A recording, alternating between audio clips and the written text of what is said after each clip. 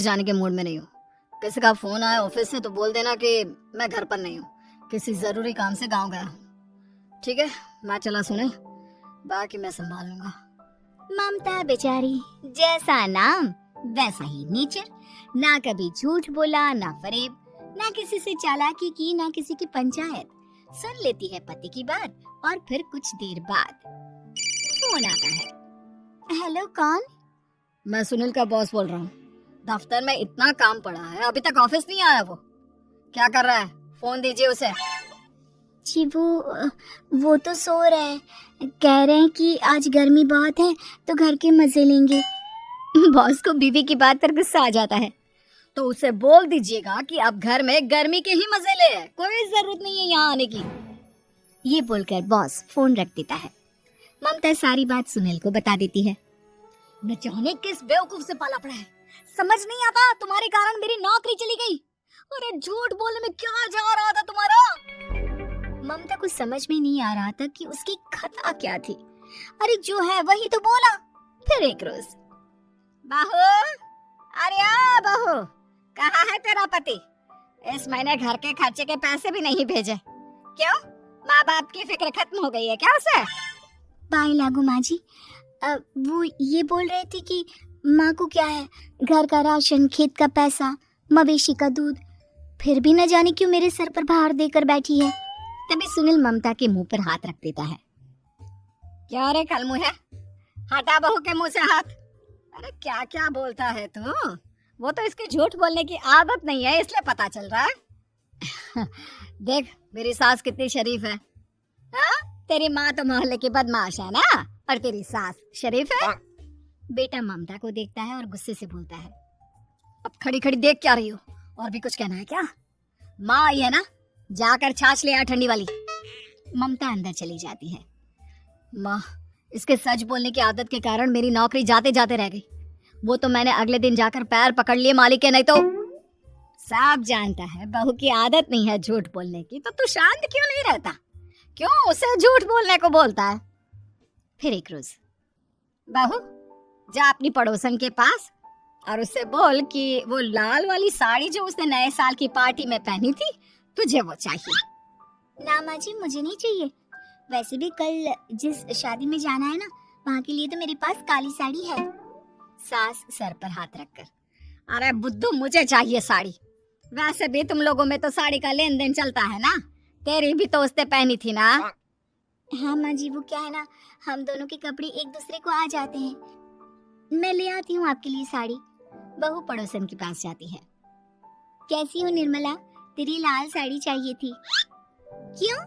तू तो बोल रही थी कि तेरे पास काली वाली साड़ी है, तू वही पहनेगी, फिर लाल का क्या करेगी? अरे मैं तो काली ही पहनूंगी, लेकिन मेरी सास ने देखी थी तेरी लाल साड़ी, वो नए साल की पार्टी में तूने पहनी थी ना, तो इसलिए वो मांग रही है।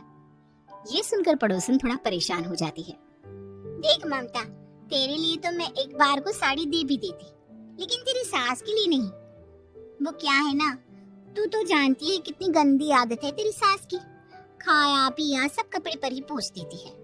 मेरी लाल साड़ी बहुत महंगी वाली है, पता चले उस पर हल्दी तेल का निशान लगा हो। ममता घर आ जाती है खाली हाथ ममता को देखकर। नहीं देना उसका लूटी ने साड़ी। अब आए तुझसे लेने तेरा सामान, अच्छे से बताती हूँ। माँ जी वो क्या है ना, मुझे तो वो दे रही थी, लेकिन आपके नाम पर नहीं दी। अरे किसने बोला था मेरा नाम लेने को? बोल देती तुझे पहनना है, लेकिन ना, तू तो ठहरी सच की देवी। न जाने सास क्या सोचती है और हंसने लगती है। अरे माँ, क्या हो गया? क्या सोचकर हंस रही है? याद है जब बहू को देखने गए थे? हाँ बस सही बात है। याद आ गया कैसे मेरी सास बाजार के खाने को बोल रही थी कि ममता ने बनाया है। और बहू ने आकर सब बता दिया कि ये सारा खाना तो बाजार से आया है, वो भी कल्लू हलवाई की दुकान से। ममता दोनों की बात सुन रही थी। हाँ माँ जी, वो कल्लू हलवाई का ही था। मुझे तो आज तक पता नहीं चला कि माँ ने क्यों कहा कि मैंने बनाया है।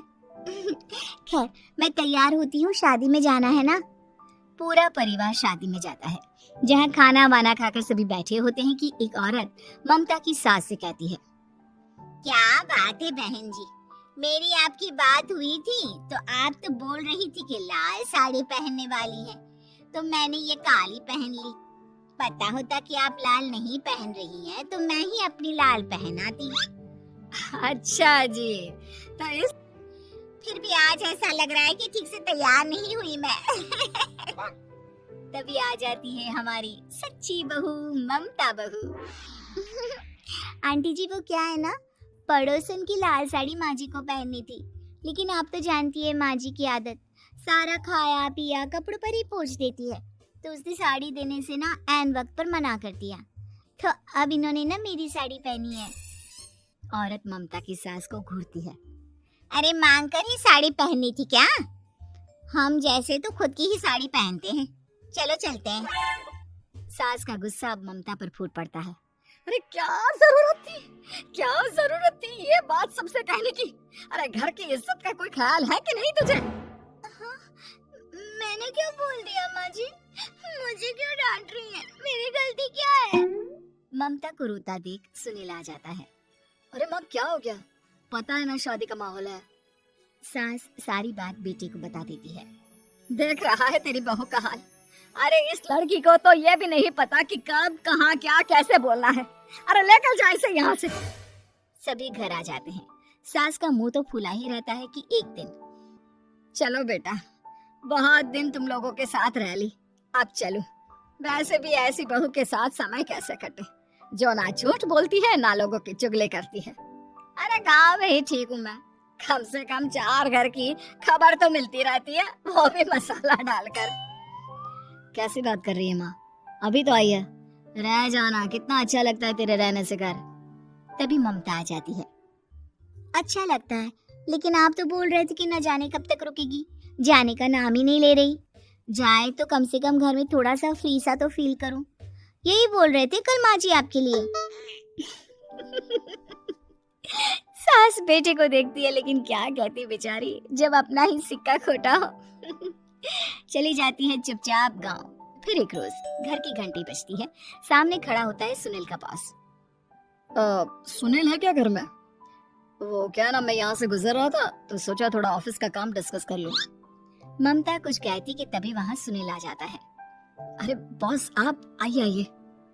क्या बात है, घर तो बहुत सुंदर है। वैसे भाभी जी आपकी खूब बातें सुनी है कि आप कभी झूठ नहीं बोलती।